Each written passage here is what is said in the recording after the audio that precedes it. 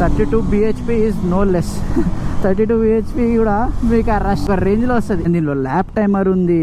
ఈ ప్రైస్ కి ఏమేమో ఇచ్చేసారు. Literally switch gear quality is top notch. One of the best TFT displays. You have a quick shifter, you have good brakes. And అంతేకాదు దీంట్లో మీరు adjustable suspension కూడా KTM Duke 390 వేసేసుకోవచ్చు, which will cost you around 15,000 to 20,000 ఏమో పడతాయి. And direct fit ఉంటుంది. 390 Duke ఏదో ఉందో దీనికి కూడా అదే అడ్జస్టబుల్ సస్పెన్షన్స్ మీరు డైరెక్ట్ ఫిట్ కూడా వేసుకోవచ్చు. సో ఇంకా happy. I'm talking about only front. మీకు అడ్జస్టబుల్ సస్పెన్షన్ లిటరల్ చెప్పాలంటే 3 lakhs లో మీరు దీన్ని అడ్జస్టబుల్ సస్పెన్షన్స్ తో పాటు చేసేసుకోవచ్చు మొత్తం.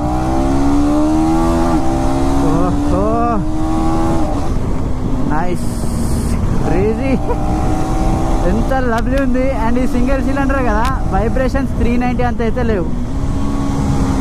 బాబా ఎంత ఫ్లికబుల్ బండి అబ్బా అసలు. సిటీలోకి సైకిల్ లా ఉంది ఇది నిజం చెప్పాలంటే. బాబా లిటరల్ గా మీరు సిటీలో కొట్టుకుంటూ వెళ్ళిపోవచ్చు అబ్బా. నైస్.